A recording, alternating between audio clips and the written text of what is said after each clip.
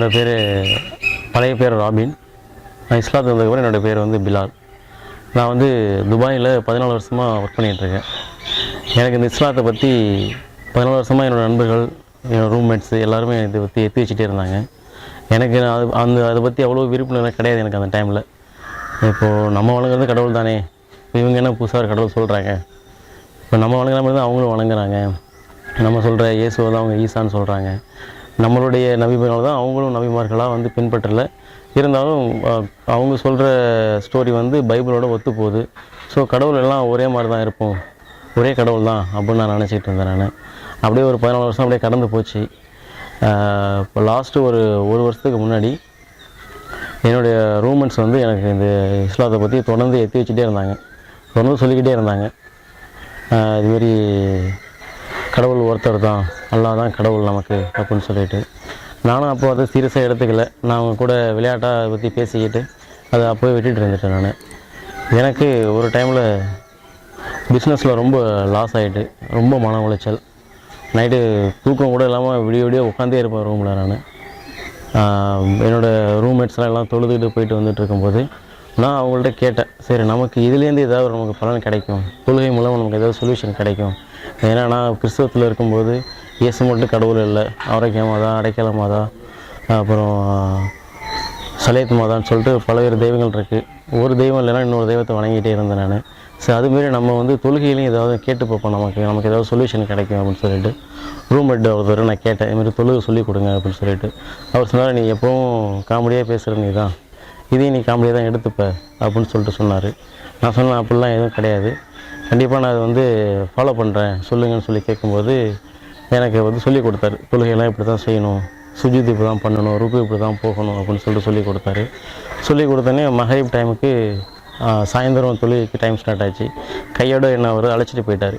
எனக்கு பயம். நான் அவர்கிட்ட சொன்னேன், இல்லை நான் வரல, தொழுகைக்கெலாம் நான் வரல, எல்லோரும் சேர்ந்து தொழுதுட்டு இருக்கும்போது நான் மட்டும் அங்கே தனியாக பிள்ளையாக செஞ்சுட்டு இருக்கும்போது மற்றவங்களுக்கு இடைஞ்சலாக இருக்கும்னு சொல்லிட்டு நான் வரலன்னு சொல்லிட்டேன்.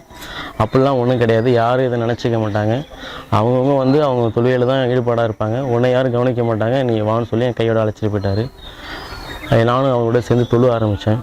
எனக்கு தொழுவறதுக்கு முன்னாடி எவ்வளோ மன கஷ்டம் அப்படின்னு பார்த்தீங்கன்னா, ரொம்ப மன உளைச்சல், நைட்டு தூக்கம் கூட வராதுன்னு வச்சுங்களேன், சுத்தமாக தூக்கமே கிடையாது. நான் அந்த அவங்களுடைய தொழுகையில் ஈடுபட்டதுக்கப்புறம், சுஜூத் போனதுக்கப்புறம், பிரேயர் முடிஞ்சதுக்கப்புறம் நான் அந்த பள்ளியை விட்டு வெளியில் வந்தேன். சுத்தமாக எனக்கு வந்து ஏதோ பெரிய பாரமாக இருந்த விஷயம்லாம் அப்படியே இலகுவாயிடுச்சு, எனக்கு லேசாகிடுச்சு.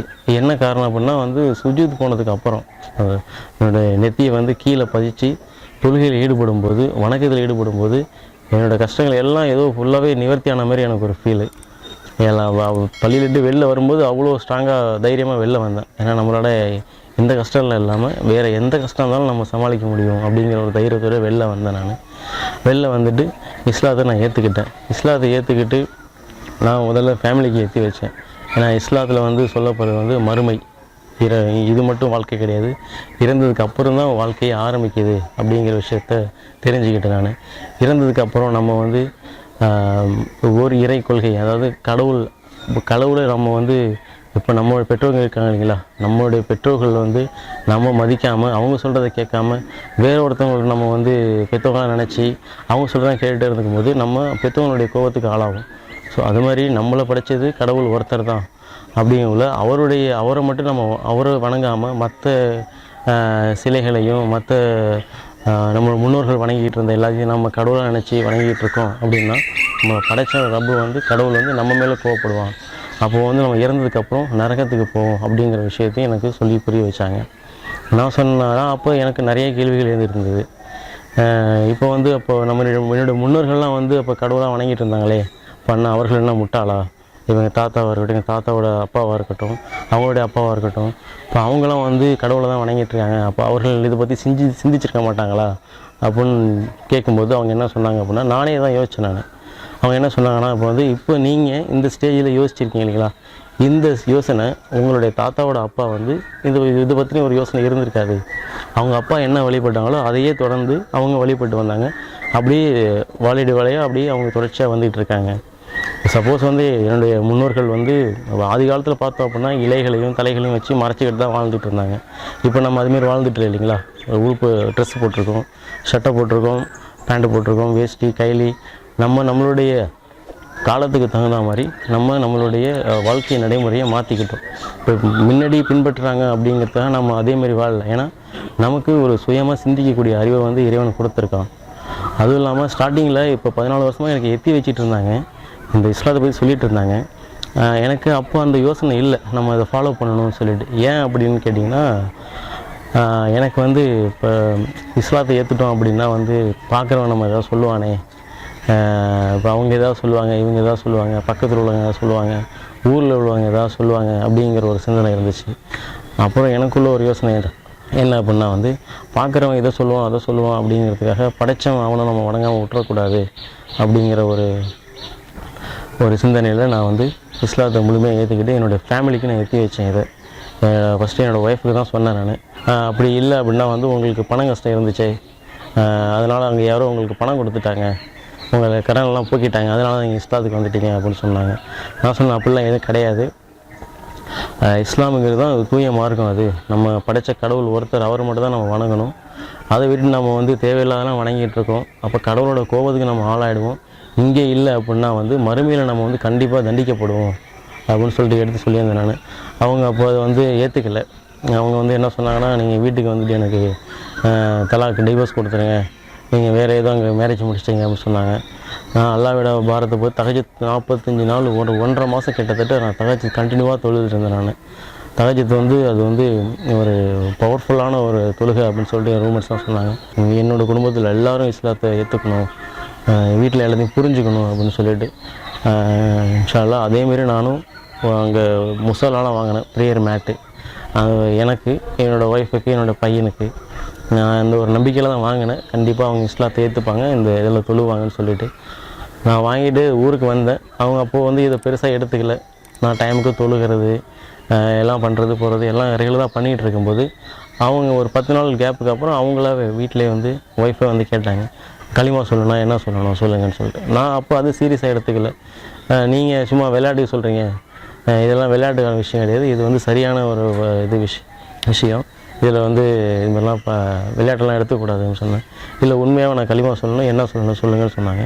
நான் உடனே பக்கத்தில் பள்ளியில் இமாம்கிட்ட அழைச்சிட்டு போனேன். அவங்க 3 கேள்வி கேட்டாங்க. இது மாதிரிலாம் கொஸ்டின் கேட்பாங்கன்னு சொல்லிட்டு எனக்கு தெரியல. இங்கே வந்து இந்த 3 கொஸ்டின் கேட்டாங்க. இதுமாரி உங்கள் கணவர் வந்து இஸ்லாத்தை ஏற்றுக்கிட்டாரு, அதனால் நீங்கள் இஸ்லாத்துக்கு வரீங்களா அப்படின்னு கேட்கும்போது அவங்க இல்லைன்னு சொல்லிட்டாங்க. உங்கள் கணவர் வற்புறுத்தினார், அதனால் நீங்கள் இஸ்லாத்துக்கு வரீங்களான்னு கேட்கும்போது இல்லை அதுவும் கிடையாது. இல்லை வேறு யாராவது உங்களை வற்புறுத்தி ஏதாவது கொடுத்து உங்களை இஸ்லாத்தை ஏற்றுக்க சொன்னாங்களா அப்படின்னு கேட்கும்போது இல்லை அதுவும் இல்லை அப்படின்ட்டாங்க. வேறு என்ன காரணத்துக்காக இஸ்லாத்துக்கு வந்தீங்கன்னு கேட்கும்போது இவங்க இஸ்லாத்தை ஏற்றுக்கிறதுக்கு முன்னாடி நான் எப்படி இருந்தேன் அப்படின்னா, ஜாஸ்தி குடிச்சிக்கிட்டு வீட்டில் தேவையில்லாமல் சண்டை போட்டுக்கிட்டு ரொம்ப பிரச்சனை பண்ணிக்கிட்டு எப்போ பார்த்தாலும் சண்டை நடக்கும். அது கடன் இருக்கிறதுனால கடனாலேயே நிறைய பிரச்சனைகள் சண்டைகள் வந்துகிட்டு இருந்தது. அதெல்லாம் இல்லாமல் இப்போ இவர் வந்து கரெக்டாக இருக்கார், சரியாக இருக்கார். இப்போ அந்த குடிக்கிற பழக்கம் எதுவும் இல்லை, அதை மற்றபடி தேவையில்லாமல் டென்ஷனாக வர விஷயங்கள் அதெல்லாம் எதுவும் இல்லாமல் இவர் வந்து கரெக்டாக இருக்கார். இவர் கரெக்டாக இருக்காருன்னா இவர் மாறல, இவரை ஒரு விஷயம் மாற்றிருக்கு அப்படின்னா வந்து இஸ்லாம் தான், அதனால தான் நான் இஸ்லாத்தை ஏற்றுக்கிறேன் அப்படின்னு சொல்லிட்டு அவங்களும் இஸ்லாத்தை ஏற்றுக்கிட்டாங்க. அவங்களும் தொழுகையில் கரெக்டாக இருக்காங்க. அதுக்கப்புறம் நான் தஹஜ்ஜுத்தில் துவா செஞ்ச மாதிரி என்னோடய மனைவியும் இஸ்லாத்தை ஏற்றுக்கிட்டாங்க. அதுக்கப்புறம் எங்கள் அம்மா இஸ்லாத்தை ஏற்றுக்கிட்டாங்க. அதுக்கப்புறம் என்னோடய சகோதரர்கள் இஸ்லாத்தை ஏற்றுக்கிட்டாங்க. என்னுடைய அப்பாவும் இஸ்லாத்தை ஏற்றுக்கிட்டாங்க. எல்லோரும் ஒரு ஸ்டேஜில் இது வந்து சரியான பாதை தான் அப்படின்னு சொல்லி விளங்கிக்கிட்டு ஒவ்வொரு டைமில் அவங்க வந்து இஸ்லாத்தை ஏற்றுக்கிட்டாங்க. இப்போ ரீசெண்டாக பார்த்திங்க அப்படின்னா ஊரில் நிறைய பேர் வந்து கள்ளச்சாராயம் குடித்து அதிக பேர் இறந்து போயிட்டாங்க. எல்லாம் வந்து அந்த விஷயத்திலே என்னை காப்பாற்றிட்டான். நானும் அதில் வந்து மூழ்கி போயிருப்பேன். என்னுடைய குழந்தைகள், என்னுடைய மனைவி, பெற்றோர்கள் அவங்களை எல்லாரையும் கவனிக்க முடியாமல் நான் ஏதோ ஒரு பாதாளத்தில் விழுந்திருப்பேன். என்னையை நானும் அழிச்சிருப்பேன், என்னையை சார்ந்தவங்களையும் அழிச்சிருந்துருப்பேன். இஸ்லாத்து வந்ததுக்கப்புறம் அந்த ஒரு பழக்கம் இல்லாமல் போச்சு. அதுக்கப்புறம் வட்டி, இதுக்கு முன்னாடி நான் வந்து கடன் வட்டிக்கு வாங்கி என்னுடைய வியாபாரத்துக்காக இருக்கட்டும் மற்றபடி செலவுக்காக இருக்கட்டும் அதெல்லாம் பண்ணிக்கிட்டு இருந்தேன். அதுவும் வந்து இஸ்லாம் வந்து அது ஹராமுன்னு சொல்லிடுச்சு, அதுலேயும் தடுத்துட்டாங்க. ஏன்னா இப்போ என்னோடய சுற்றி உள்ளவங்க எல்லோரும் பார்த்திங்கன்னா கடன் வாங்கிக்கிட்டு வட்டி கட்ட முடியாமல் மன உளைச்சல், அவங்க வீட்லேயும் அவங்க குடும்பத்தில் அவங்களும் நிம்மதி இல்லாமல் அவங்க வந்து ஒரு சுதந்திரமே இல்லாத மாதிரி அவங்க எல்லாம் இருந்துகிட்டு இருக்காங்க. இஸ்லாம் வந்து வட்டியையும்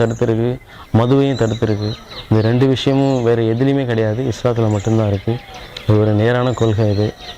மற்றவங்க எதாவது நினச்சிப்பாங்க, பார்க்குறவன் எதாவது நினைப்பான்னு சொல்லிட்டு படைச்சவன் நம்ம அவனை வணங்காமல் விட்டோம் அப்படின்னா இங்கே இல்லை அப்படின்னா மறுமைன்னு ஒரு உலகம் இருக்குது, அதில் நம்ம தண்டிக்கப்படுவோம். எனக்கு ஒரு சந்தேகம் இருந்துச்சு, இப்போ மறுமைங்கிறீங்க, சொர்க்கங்கிறீங்க, நரகங்கிறீங்க, இதான் யார் பார்த்தா? யார் பார்த்துட்டு வந்து சொன்னால் நம்ம நம்பலாம், யாருமே பார்க்காத பட்சத்தில் நம்ம எப்படி போய் நம்புறது? அப்படிங்கும்போது என்னோடய நண்பர் ஒருத்தர் சொன்னார். அப்படி என்ன சொன்னார்னா, இதுமாரி நீங்கள் வந்து கருவில் இருக்கும்போது, கருவில் தாயோட வயிற்றில் கருவில் இருக்கும்போது உங்கள்கிட்ட வந்து இதுமாரி வெளியில் ஒரு உலகம் இருக்குது, அது ரொம்ப வந்து பயங்கரமான உலகம். ஸ்கூல் படிக்கணும், காலேஜ் முடிச்சுட்டு நீங்கள் வேலை தேடணும், வேலை தேடி சம்பாதிச்சா தான் நீங்கள் உங்கள் லைஃபை ரன் பண்ண முடியும் அப்படின்னு சொல்லும்போது நம்ம நம்பியிருப்போம்னா கண்டிப்பாக நம்பியிருக்க மாட்டோம். ஏன்னா நம்ம பார்க்கவே இல்லையே. நம்ம பிறந்ததுக்கு அப்புறம் தான் வந்து இந்த ஒரு உலகத்தை பார்க்குறோம். அவங்க இதுமாரி இந்த ஸ்டேஜஸ்லாம் இருக்குது. அதேமாரி தான் இறந்ததுக்கப்புறம் ஒரு வாழ்க்கை இருக்குது.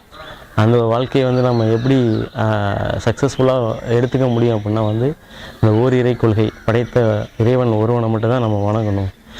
இப்போ வந்து என்னுடைய தலைமுறையாக வந்து வழிபாடு, தாத்தாவோட அப்பா அவங்களாம் வணங்கிட்டு இருந்த தெய்வத்தை தான், அவங்க வணங்கின தெய்வத்தை நான் வணங்கணும் அப்படின்னா வந்து இந்த பூமியில் முதல்ல படைக்கப்பட்ட மனிதர் வந்து ஆதாம்னு சொல்லுவாங்க. அவர் வந்து யாரை வணங்கினார் அப்படின்னா வந்து இறைவன் ஒருவன் அல்லாஹ், அவரை மட்டும் தான் வணங்கினார். அப்புறம் வந்து இந்த முஸ்லீம்ஸ்னு சொல்கிறாங்களே, முஸ்லீம்ஸ்லாம் யார்? அவங்க வேறு யாரும் அப்படிலாம் கிடையாது. முஸ்லீம் அப்படிங்கிறதுக்கு என்ன அர்த்தம் அப்படின்னா வந்து முற்றிலும் அடிபணிந்தவர்கள். யாருக்கு அப்படின்னா படைத்தவனுக்கு. யாரெல்லாம் வந்து படைத்த ஒருத்தனுக்கு முற்றிலும் அடி பண்ணிக்கிறாங்களோ அவங்க எல்லாருமே முஸ்லீம்ஸ் தான். முஸ்லீம்ங்கிறது வந்து வேறு யாரோ மற்ற ஒரு தனி மனிதர்கள் அப்படிலாம் எதுவும் கிடையாது. படைத்த ஒருத்தனுக்கு யார் முழுசாக வந்து அடி பண்ணிடுறாங்களோ அவங்க தான் முஸ்லீம்ஸு. அல்லாஹ் அப்படிங்கிறவங்க யார் அப்படின்னா வந்து அல்லாஹ்ங்கிறது ஒரு கடவுளுடைய பெயர் அப்படி கிடையாது. அது கடவுளுங்கிறோம், காடுங்கிறோம், இறைவனுங்கிறோம் அப்படிங்கிற மாதிரி அந்த அல்லாஹ்ங்கிறது அரபிக்கில் அல்லாஹ் அப்படின்னு கூப்பிடுவாங்க. இந்த ஒரு சந்தேகம்லாம் எனக்கு ஸ்டார்டிங்கில் இருந்துச்சு. இந்த ஒரு விஷயங்கள்லாம் எனக்கு தடையாக இருந்தது இஸ்லாத்தை ஏற்றுக்கிறதுக்கு. அல்ஹம்துலில்லாஹ் இப்போ என்னோடய லைஃப்பும் சரி, என்னோடய ஃபேமிலியில் உள்ளவங்களும் சரி, என்னோடய ஃபேமிலியில் உள்ளவங்களையும் கண்ணியமாகவும் நல்ல ஒரு குடும்ப வாழ்க்கையும் சரி, அடுத்து குழந்தைகளை வந்து அவங்கள லைஃப்பில் நல்லபடியாக மேலே கொண்டு போகிறதுக்கும் இந்த இஸ்லாம் வந்து எனக்கு சரியான ஒரு வழிகாட்டியாக இருக்குது. அல்ஹம்துலில்லாஹ் எனக்கு இந்த எத்தி வச்ச அனைத்து நண்பர்களுக்கும் இது எவ்வளோ ஒரு கோடியாக கொட்டி கொடுத்தாலும் நம்ம இந்த உலகத்தில் அதிகப்படி என்ன நினைப்போம்? காசை தான் நினைப்போம், நம்ம பணத்தை தான் நினைப்போம். தங்கத்தையும் சரி, தங்க குவியல்களையும் சரி, பணத்தையும் சரி அள்ளி கொடுத்தாலும் அவங்க எனக்கு இந்த எடுத்து வச்சாங்க பார்த்தி இந்த விஷயத்தெல்லாம், இதெல்லாம் வந்து அதுக்கு ஈடாகாது. இதுக்கு சுத்தமாக ஈடாகாது எனக்கு. ஏன்னா நான் அந்தளவுக்கு நல்லபடியாக உணர்றேன். நான் மட்டும் இல்லை, எங்கள் ஃபேமிலியில் உள்ள எல்லோரும் அதான் சொல்கிறாங்க. என் ஒய்ஃபை என்ன சொல்கிறாங்கன்னா வந்து நீங்கள் வந்து எனக்கு சம்பாதிச்சு நீங்கள் நிறையா கொட்டி கொடுத்தாலும் சரி, நான் ஆசைப்பட்டு கேட்ட பொருளை வாங்கி கொடுத்தாலும் நான் அவ்வளோ சந்தோஷப்பட்டிருக்க மாட்டேன். நீங்கள் எனக்கு இந்த ஒரு நேரான வழியை கடவுள் ஒருத்தர் தான் அப்படின்னு சொல்லிட்டு எனக்கு புரிய வச்சுட்டீங்க, எனக்கு வழி காமிச்சு விட்டுட்டீங்க. இதுக்கு அப்புறம் நீங்கள் வந்து எனக்கு ஒரு நல்லது செய்யணுன்னா கண்டிப்பாக இல்லை, இது மட்டும் தான் அப்படின்னு சொல்லிட்டு அவங்க ஏற்றுக்கிட்டாங்க. அடுத்து என்ன அப்படின்னா வந்து எனக்கு எத்தி வச்ச மாதிரி நிறைய சகோதரர்கள் வந்து முஸ்லீம் நபர்கள் வந்து அவ்வளோக்கு எத்தி வைக்கிறது இல்லை. ஒரு சில பேர் தான் எத்தி வச்சதுனால தான் எனக்கு இஸ்லாத்தை பற்றி தெரிஞ்சது. ஒரு சில சகோதரர்கள் வந்து இந்த கேட்டுக்கு நடுவில் நின்றுவாங்க. கேட்டுக்கு நடுவில் நின்றுக்கிட்டு உள்ளேயும் போக மாட்டாங்க, வரவங்களையும் உள்ளே விட மாட்டாங்க. அப்படி இல்லாமல் நான் என்னால் முடிஞ்ச வரைக்கும் அல்ஹம்துலில்லாஹ் நிறைய பேருக்கு இஸ்லாத்தை பற்றி சொல்லிக்கிட்டு இருக்கேன். அவங்களும் டே பை டே வந்து அவங்க கேட்குறாங்க நிறைய கொஸ்டின்ஸ். நம்ம ஒரு விஷயத்தை வந்து இப்போ நம்ம ஒரு பொருள் வாங்க போகிறோம் அப்படின்னா வந்து அந்த பொருளை பற்றி நம்ம தெரிஞ்சுக்கணும் இல்லைங்களா? இப்போ நம்ம வந்து நம்ம கடவுள், நம்ம நம்பிக்கை சார்ந்த விஷயம். ஒரு நம்பிக்கையாக கடவுள்னு ஒன்று வணங்குற இடத்துல வந்து நம்ம அந்த கடவுள் யார், நம்ம ஏன் வணங்குகிறோம், எதுக்காக நம்ம கடவுள்னு நினச்சி நம்ம ஒரு கல்லை கொண்டு போய் நிற்க வச்சு நானே ஒரு மண்ணை எடுத்து பிசைஞ்சு ஒரு சிலையை உருவாக்கி ஒரு இடத்துல அழகான ஒரு ரொம்ப கோடி ரூபா ஒரு ஸ்டேஜை உருவாக்கி அது மேலே வச்சு அந்த சிலையிட்ட போய்ட்டு எனக்கு இதை கொடு அதை கொடுன்னு கேட்டால் அந்த எனக்கு சிலை எனக்கு கொடுக்குமா? அந்த சிலை தானே கீழே விழுந்தாலும் தானே ஏந்திரிக்க முடியாத சக்தியே அது கிடையாது. அதனாலே காப்பாற்றிக்க முடியாதுங்க பட்சத்தில் எனக்கு அதை எப்படி உதவி செய்ய முடியும்? ஸோ அந்த ஒரு சிந்தனை வந்து நமக்கு வரணும், யோசிக்கணும். அந்த ஒரு யோசனை இருந்ததுனால தான் பல வருஷம் கழிச்சு எனக்கு இந்த இஸ்லாம் கிடைச்சிது. இஸ்லாம் கிடைச்சதுக்கு அப்புறம் நான் ரொம்ப வருத்தப்பட்டேன். ஏன் வருத்தப்பட்டேன் அப்படின்னா வந்து இவ்வளோ வருஷம் நம்ம வேஸ்ட் பண்ணிட்டோமே அப்படின்னு சொல்லிட்டு. ஆனால் வந்து படைத்த இறைவன் அவனுக்கு மட்டும்தான் எல்லாமே தெரியும். எனக்கு அந்த ஸ்டேஜில் கிடச்சிருந்துச்சு அப்படின்னா வந்து நான் அவ்வளோ பெருசாக எடுத்திருக்க மாட்டேன். இப்போ எனக்கு ரொம்ப பெரிய மன கஷ்டம், பண கஷ்டம், ரொம்ப மன உளைச்சல் இருக்கும்போது அதை ஸ்ட்ராங்காக இருக்க பிடிச்சிக்கிட்டேன் நான். இதுதான் நேரான வழி அப்படின்னு சொல்லிட்டு அல்ஹம்துலில்லாஹ் அல்லாஹ் எல்லாத்தையும் லேசாக்கி வைப்பான். அஸ்ஸலாமு அலைக்கும் வரஹ்மத்துல்லாஹி வபரகாத்துஹு.